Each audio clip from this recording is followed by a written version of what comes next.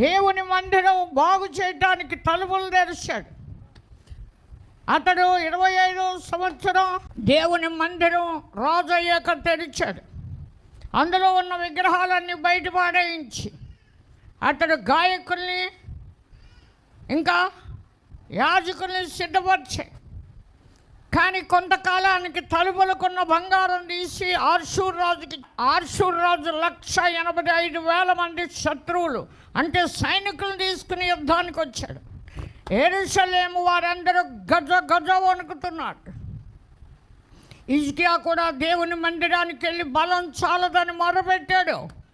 దేవుడు ఒక దూతను పంపించి 185,000 మందిని ఒక్క రాత్రిలో హతం చేశాడు. దేవుని బాహుబలం కొరచైంది కాదు. ఆయన మందిరంలో హిజ్కియా ఏడ్చిన ఏడుపు చూశాడు. యెషయా ద్వారా మాట్లాడాడు.